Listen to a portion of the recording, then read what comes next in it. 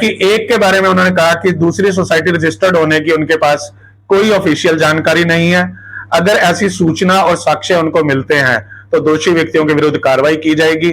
जबकि जमीन के विषय में उन्होंने स्पष्ट रूप से लिख कर दिया कि इस विषय में एक ज्वाइंट कमेटी बनी तो थी, लेकिन जब अखबारों में इस विषय में छपना शुरू हुआ तो जो बिरादरी के प्रधान और सेक्रेटरी थे उन्होंने पत्र लिखकर स्कूल मैनेजिंग कमेटी को यह जमीन बेचने से मना कर दिया था, और तब से लेकर अब तक उनका स्टैंड इस बारे में बदला नहीं, कोई नया इस बारे में पत्र लिखा नहीं गया।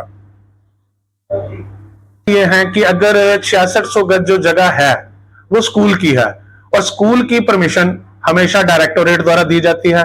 Director secondary education Haryana school education rule 2003 के अनुसार नियमों से बंधे हुए हैं, और किसी भी व्यक्ति या मैनेजिंग कमेटी को स्कूल की रिकॉग्निशन नहीं मिलती।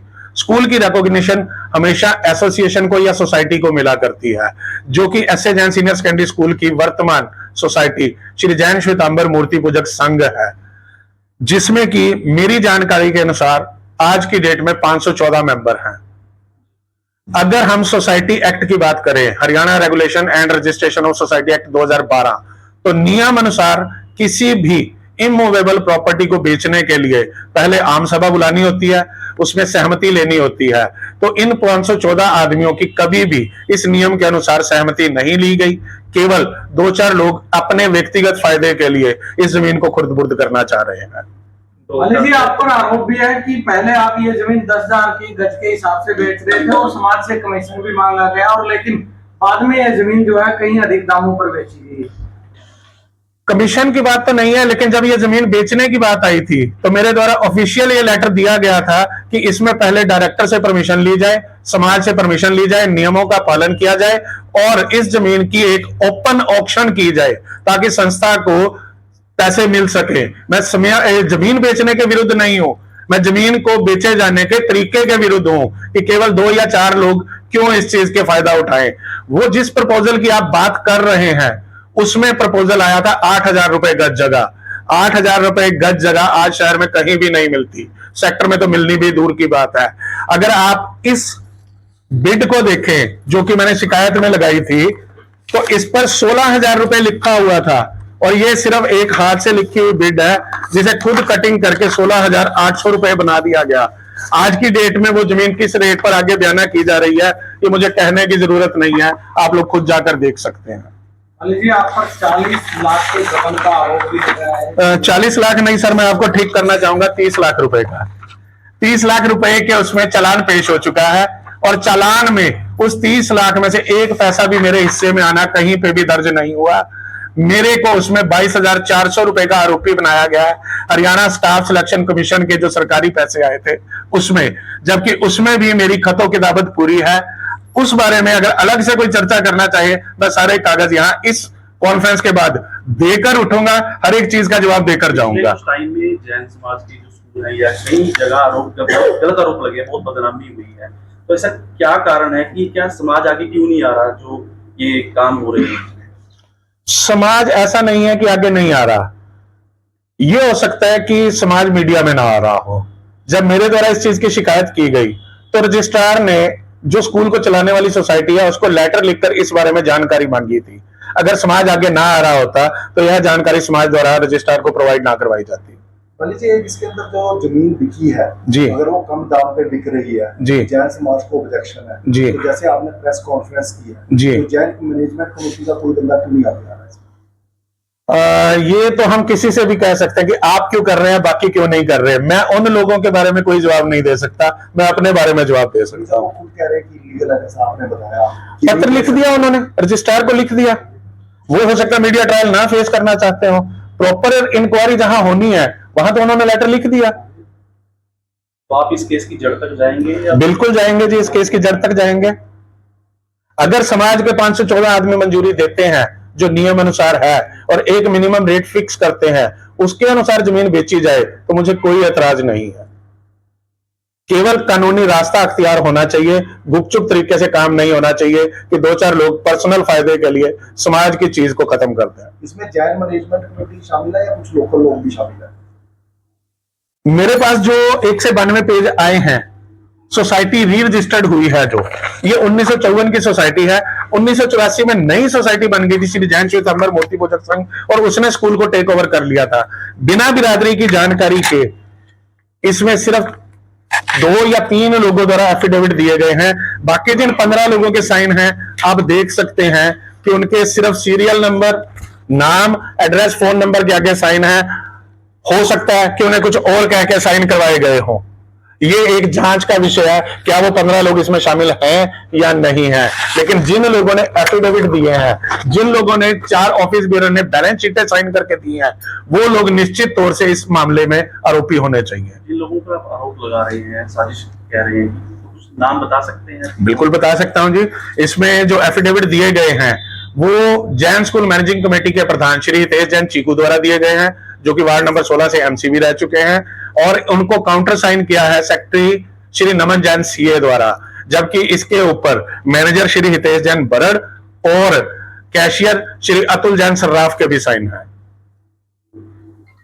सर, जब चीकू पावर में आता है, आपको एससी जैन संस्था तक ले जाता है, ये स्टेप वाइज अगर चले जी, आपका बहुत प्यार रहा। पैदा हुई क्योंकि जब मेरे को इसमें हम थोड़ा सा और अगर पीछे चले तो 2019 में, उससे भी थोड़ा सा पीछे चले, अप्रैल 2019 में मैं हाई कोर्ट गया था। हाई कोर्ट में मेरी रिट के ऊपर जैन स्कूल की अपना चलाने वाली जो सोसाइटी है श्वेतांबर मूर्ति पूजक संघ, उसके ऊपर एक एडहॉक कमेटी लगी थी, उसको डिसॉल्व कर दिया गया था।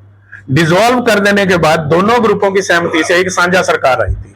इलेक्शन नहीं हुए थे, संस्थाओं के इलेक्शन नहीं हुए थे। 2020 में इंक्वायरी के बाद मेरे को एक्स जनरेट करते हुए वापस लाया गया था। जब मैं वापस आया तो स्कूल का संचालन 2 व्यक्ति कर रहे थे, संस्था की मैनेजमेंट के इलेक्शन नहीं हुए थे। संस्था के इलेक्शन ना होने के कारण 2022 में दोबारा इस संस्था के ऊपर एडहॉक कमेटी लग गई। एडहॉक कमेटी में यही हितेश जैन जी कन्वीनर थे। 5 आदमियों की एक कमेटी लगी थी, हितेश जैन चीकू, साथ में राजेंद्र जैन गुजरावाला ज्वेलर्स, राजीव जैन शगुन ज्वेलर्स, विशाल जैन सर्राफ और मनदीप जैन मुनहानी। इन 5 आदमियों की मीटिंग में ऑन एजेंडा इस जमीन को बेचे जाने की कार्रवाई आई थी, जिसमें कि अभी एक भाई ने मेरे से पूछा कि आप भी उसके हिमायती थे। ऑन रिकॉर्ड यह बात है कि 5 आदमियों की इस कमेटी का मैं रिकॉर्ड कीपर था। मेरे से पत्र लिखकर इस बारे में टेक्निकल राय मांगी गई थी, और मेरा यह कहना था कि आप एडहॉक कमेटी हैं, आप लीगल फैसले नहीं ले सकते, और ये जो 8,000 रुपए रेट आ रहा है इसको छोड़ दीजिए। अगर आप मुझे कहेंगे इससे ज्यादा रेट में मैं बेच दूंगा। पूरी बात यह थी कि आप अपना आदमी ऑब्जर्वर नियुक्त कीजिए, वहां ऑफिस बनाइए, ऑफिस बना के इसको बेचिए। 8,000 रुपए गज के हिसाब से होने पौने बेचने की जरूरत नहीं है, और वो भी तब जब स्कूल की मैनेजिंग कमेटी आ जाए, इलेक्शन हो जाए, आम सभा में यह पास हो। ये सारी बातें लिखित रिकॉर्ड पर हैं।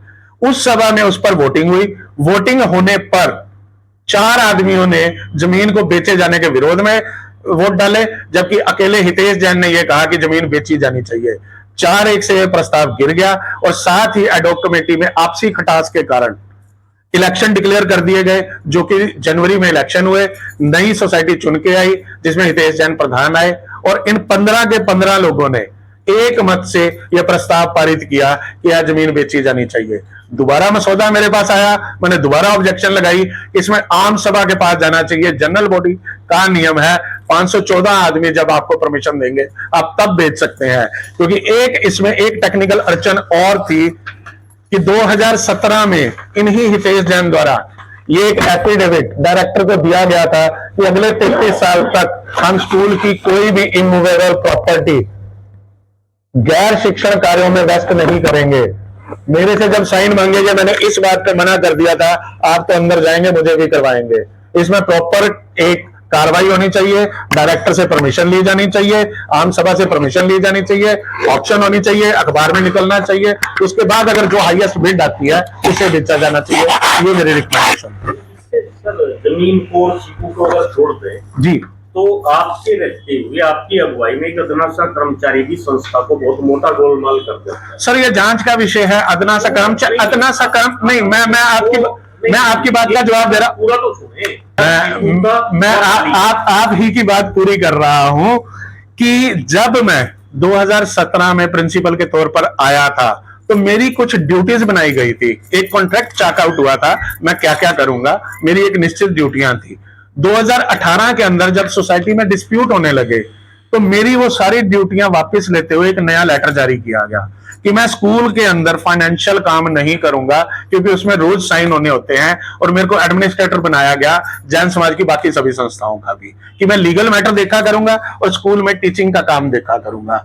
एक सुपरिटेंडेंट उस समय श्री सुभाष जैन की नियुक्ति की गई कि वो आज के बाद रोज का काम देखा करेंगे। जैन समाज से हैं, रिटायर हो चुके हैं, 36 साल जैन स्कूल में उन्होंने काम किया है, और ऑफिशिएटिंग प्रिंसिपल श्रुति जैन जो कि रोज वहां पर काम करती हैं, वो उसको काउंटर साइन किया करेंगे।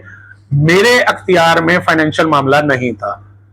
जब कोरोना लगा तो कोरोना के दौरान 1.5 साल तक, क्योंकि सारा स्टाफ स्कूल में नहीं जा रहा था, मैंने फाइनेंशियल काम भी किए, और ऑन रिकॉर्ड है कि हम लोग सैलरी बनाकर बाद में भेजते थे। 30 तारीख को अपने सारे महीने का इनकम एंड एक्सपेंडिचर बनाकर भेजा करते थे, और मैनेजमेंट से काउंटर साइन हुआ करता था। लेकिन जब ये नई एडहॉक कमेटी आई तो अक्टूबर 2022 में फिर से लेटर लिख के मुझे इन फाइनेंशियल कामों से दूर किया गया। एक नए सुपरिटेंडेंट श्री राजेश जैन कैरों की नियुक्ति की गई। सारा फाइनेंशियल का काम वो और श्रुति मैडम के द्वारा काउंटर साइन होता था। मुझे इस चीज के बारे में शक हुआ जब अप्रैल लास्ट में या मई स्टार्टिंग में 2025 में बैंक से एक 10 लाख रुपए की एफडीआर ब्रेक करवाई गई। मैंने मैनेजमेंट से पूछा कि मेरी नॉलेज में नहीं है, आपने 10 लाख रुपए की एक एफडीआर ब्रेक करवाई है, ये कैसे हो सकता है? उन्होंने कहा जी कि स्कूल में थोड़ा सा घाटा है, सैलरी देने के लिए पैसे नहीं है, इसलिए एफडीआर ब्रेक करवाई गई है। मेरा एक सिंपल सा एक देसी भाषा वाला जवाब था कि पिछली बार बच्चे थे 1200, इस बार हो गए 1390, बच्चों की फीस भी बढ़ गई 100 रुपए, स्टाफ हमने कोई बढ़ाया नहीं, खर्चा कोई बढ़ाया नहीं, बच्चे बढ़ गए, इनकम बढ़ गई, तो टोटल इनकम कैसे कम हो गई कि आपको एफडीआर ब्रेक करवानी पड़ी? जब मेरे दिमाग में ये शक आया तो मैंने मई के लास्ट में इसी मोहित की मैंने रिटर्न में कंप्लेंट की कि इसके फीसों का हिसाब चेक किया जाए। पिछले 1.25 साल से हिसाब चेक नहीं हो रहा और ये आपकी जिम्मेवारी है, हमारे सेक्रेटरी साहब खुद सीए हैं, तो मैं कहा आपकी जिम्मेवारी है, आप चेक करने वाले हैं, चेक कीजिए, इसको करवाइए। उन्होंने इसको चेक करके क्लीन चिट दी इसी हिसाब को जिसमें 19 लाख का घपला है कि मैंने चेक कर लिया है और सारा हिसाब ठीक है, आप मोहित की जून की 15 दिन की छुट्टी रोके ना, उस छुट्टी को क्लियर किया जाए। मैनेजमेंट के ऑर्डर पे मैंने उस छुट्टी को क्लियर किया। बाद में उसी हिसाब में 19 लाख रुपए का घपला निकला, एक 12 लाख का निकला एक। अब जब मेरा उसमें फाइनेंशियल काम में दखल ही नहीं है तो मेरी नाक के नीचे से वो अदना कर्मचारी नहीं कर गया। कोई ना कोई तो ऐसा था जिसने मुझे उस फाइनेंस के काम से हटाया, वरना हम लोग तो हर महीने चेक कर रहे थे। 15 महीने तक हिसाब चेक ही क्यों नहीं हुआ? और क्या ये छोटी सी बात किसी को समझ नहीं आती कि जब बच्चे बढ़ गए, फीस बढ़ गई, तो घाटा कहां से आ गया? खर्चा बढ़ा नहीं। जमीन बिक्री की प्रक्रिया कहां तक पहुंची और खरीदार कौन? मेरी नॉलेज में ये नहीं है और मेरे हिसाब से जमीन बिकने की प्रक्रिया, मैं तो कानूनी बात करूंगा कि नहीं हो सकती। अगर किसी ने किया, घर पे बैठ के कुछ पैसे लेन देन किए हैं, तो वो अपने रिस्क पे किए होंगे। मुझे नहीं लगता कि उसकी रजिस्ट्री होने वाली है। मेरी नॉलेज में एक अखबार की कटिंग है जिसमें मैनेजर श्री हितेश जैन बरड़ ने कहा था कि 1 करोड़ रुपया बयाना आया है और वो स्कूल में जमा करवाया जा चुका है। नियम अनुसार तो वो भी बिरादरी के पास होना चाहिए था। एज पर नियम अगर किसी जमीन को बेचा जाता है और 3 दिन के अंदर सोसाइटी में वो पैसे जमा नहीं होते तो रजिस्ट्रार उसमें FIR करवा सकता है। भाई साहब, इसमें जैन समाज क्यों नहीं आगे आ रहा? बेदी साहब सत श्री अकाल, आप थोड़ी सी लेट आए, हम ये सवाल डील कर चुके हैं और मैं मेरे साथ नहीं बैठा हुआ, ऐसा नहीं है आगे नहीं आ रहा। रजिस्ट्रार की जो सुनवाई हो रही है उसमें जैन समाज की जो बिरादरी है उसके प्रधान और सेक्रेटरी ने जो मैंने 11 पॉइंट की कंप्लेंट दी थी लिख कर मेरे 8 पॉइंट ठीक माने हैं। 1 पॉइंट का उन्होंने कहा है कि उनके पास नॉलेज नहीं है, अगर इंफॉर्मेशन आती है, कागज जमा करवाए जाते हैं तो हम कार्रवाई करेंगे। जबकि 2 पेजों की उन्होंने 2 चीजों की उन्होंने रजिस्ट्रार से पूछा। जमीन बेचने का उन्होंने कहा है कि हमारे द्वारा 22 अप्रैल 2025 में इस सारे मुद्दे को स्टे कर दिया गया था और उसके बाद जमीन बेचने की कोई औपचारिक प्रक्रिया शुरू नहीं की गई। कोर्ट में भी ये मामला एक बाली जी, छोटा सा जी सवाल मेरा हुआ है। जी जी यहाँ के जो पूर्व मंत्री हैं असीम गोयल जी, जी जो भाजपा से जुड़े हुए हैं, जी, उन्होंने अपनी ही पार्टी के कार्यकर्ता को स्कूल में अपॉइंट करवाया हुआ है। स्कूल और में? सुनने में ये आता है स्कूल में सर कौन, मैं और मैं नाम लेना आता है चाहता कि उसकी पावर जो है वो प्रिंसिपल से भी सर, ज्यादा। मैं नाम जानना चाहूंगा। अगर मेरे स्कूल में कोई ऐसा है जिसकी पावर मेरे से ज्यादा है तो मैं भी जानना चाहूंगा। वो कहते हैं भी उसके बिना पता नहीं हिलता। सर मैं खुला बैठा हूं, हर चीज खोल के कह रहा हूं, तो आप खुल के मैं जवाब नाम दे। नहीं बता रहा हूं। आप पत्रकार हैं, खुल के मैं नाम नहीं बता रहा कहिए। हूं। जी मैं जो स्काउट टीचर के तौर पर भर्ती है शिक्षा विभाग, सद्दाम हुसैन, मैं आप आपसे जानना चाहता आप हूं कि एक उसका कागज क्या है? आप एक कागज सर चर्चा है उसमें कितना था? आप एक कागज उसका साइन किया हुआ दिखा दीजिए, मैं मान जाऊंगा, जहां उसको मैं स्कूल कार्यालय में या स्कूल ऑफिस में भी आने देता हूं। हाँ, मैनेजमेंट के साथ उसके क्या रिश्ते हैं, मेरे सस्पेंड होने के बाद क्या रिश्ते हैं, मैं उन पे कोई कमेंट नहीं कर सकता, क्योंकि अब मैं स्कूल जा नहीं रहा। मेरे होते हुए मुझे लगता है कि बॉस एक ही होता है और मैं ही वो बॉस था, इसीलिए ये सारी खटास है। ये जो इतने लंबे समय से चीकू चीकू हो रही है, जी। चीकू के पीछे कौन सी पावर है? सर कई बार ना इतने बड़े डिसीजन हो रहे हैं। देखिए, मेरा अपना यह मानना है कि बहादुरी और बेवकूफी में ज्यादा फर्क नहीं होता, एक बड़ी पतली सी लाइन होती है। अगर आपके एफर्ट्स कामयाब हो जाएं और आप दुनिया से खिलाफ चले हैं तो लोग आपको बहादुर कहते हैं, नाकामयाब हो जाएं तो बेवकूफ कहते हैं। ये तो किसी का भी नहीं हुआ। उनका यह कहना है कि मैं सरकार हूं, मुझे हिला कौन सकता है, टाइम बताएगा वो बहादुर हैं। मतलब ये लंबा चलेगा और चीकू के लिए मेरे हिसाब से लंबा नहीं चलना चाहिए। मैं यहां आने से पहले समाज के व्हाट्सएप ग्रुप में ये प्रेस नोट, ये सारे कागज डाल के आया हूं रात को। उनसे पूछा अगर किसी का सवाल हो, मैं ओपन हूं, आइए। रजिस्ट्रार को ऑनलाइन करके आया हूं, मैं सिर्फ 3 या 4 दिन की वेट करूंगा। अगर रजिस्ट्रार इसमें नहीं जाता तो मैं रजिस्ट्रार के खिलाफ भी विजिलेंस में पेश होने वाला हूं। आप एक तरह से कह रहे हैं कि मैं तो क्लीन चिट हो गया लगभग किसमें? सारे प्रकरणों में। नहीं, मैंने नहीं कहा कि मैंने एक बार भी नहीं कहा मैं कहीं क्लीन चिट हूं। मेरे खिलाफ मामला कोर्ट में विचाराधीन है, वहां मैं अपना पक्ष 30 लाख का कानूनी रूप से रखूंगा। यहां तो पंचायती तौर पे जो बात हो रही है दस्तावेजों के आधार पर मैं कर रहा हूं। तो बाहर से आप ये जमीनी जो विवाद है इसमें आप बाहर से कोई भूमिका निभाते रहेंगे? बिल्कुल निभाता रहूंगा जी। जब लास्ट टाइम मैं 2018 में टर्मिनेट हुआ था दिसंबर में, और 2020 में एक्स जनरेट हुआ था, तो बिरादरी ने लिख के यह माना था कि आप जैन स्कूल से चाहे टर्मिनेट हो गए, बाकी सभी संस्थाओं के एडमिनिस्ट्रेटर के तौर पर आपकी भूमिका सराहनीय रही है, आप काम करते रहे। और आज की डेट में भी उन्होंने रजिस्ट्रार को लिख कर दिया है कि नीरज बाली जैन स्कूल के प्रिंसिपल के पद से सस्पेंड हुए हैं, लेकिन वो बिरादरी के एडवाइजर और इवन की एडमिनिस्ट्रेटर भी इंटरमिटेंट पीरियड्स में रहे हैं। ये बिरादरी ने लिख के दिया है। तो एक लोकल या मोरल स्टैंडी मेरी है। पिछली बार भी मैं टर्मिनेट था जब मैं हाई कोर्ट गया। मुझे ऐसा लगता है कि शायद इस स्कूल को उठाने का जिम्मा मेरे ही कंधों पर आया है। जब मैंने इस स्कूल को ज्वाइन किया था तो 650 बच्चे थे, 4 साल में 1300 बच्चे पहुंचाए। अब भी इस स्कूल को ऊपर पहुंचाने के लिए हम कहीं कोई कोर कसर नहीं छोड़ेंगे। लड़ाई जो है वो 3-4 लोगों के खिलाफ है जो पर्सनल फायदे के लिए जा रहे हैं, स्कूल से, समाज से, किसी से वो नहीं। और आपने एक बात अभी मेरे को कही असीम गोयल जी की। असीम गोयल जी हमारे स्कूल के पुराने विद्यार्थी हैं, 92 बैच के पास आउट हैं, यहां से मेरे जूनियर रहे हैं, छोटे भाई हैं। तो मैं उम्मीद करता हूं कि इस सारे प्रकरण में वो मेरा हाथ पकड़ेंगे और ऐसे भू माफियाओं के खिलाफ कार्रवाई करेंगे और अपनी इमेज को भी सुरक्षित रखेंगे, क्योंकि ऐसे लोग उनकी पीठ पीछे उनके बारे में क्या क्या कहते हैं, इसके भी बहुत से सबूत मेरे पास है। शिकायत दी आपने उनको? नहीं, मैंने नहीं दी। मुझे लगा कि छोटे भाई हैं और अभी मैं दागी हूं तो इसलिए मुझे नहीं जाना चाहिए। मैं अपने 3-4 महीने से इस मामले में जो 30 लाख वाला है कागजात इकट्ठे कर रहा था। जितने कागजात की मेरे को जरूरत थी हो चुकी। मैं उम्मीद करता हूं कि आप लोगों के माध्यम से मेरी ये बात पहुंचेगी उन तक और मेरी शिकायत भी पहुंचेगी, और हो सकता है कि घर जाने से पहले उनकी कॉल भी आ जाए। उनका कोई इंटरेस्ट रहता है इस पूरे प्रकरण में? मुझे जितना मैं जानता हूं, देखिए 2014 में भी मैं उनके इलेक्शन में पूरी तरह साथ रहा, 2019 में भी रहा, और बाकियों का मुझे पता नहीं, लेकिन मैं खुद 40-41 साल से राष्ट्रीय स्वयंसेवक संघ से जुड़ा रहा हूं।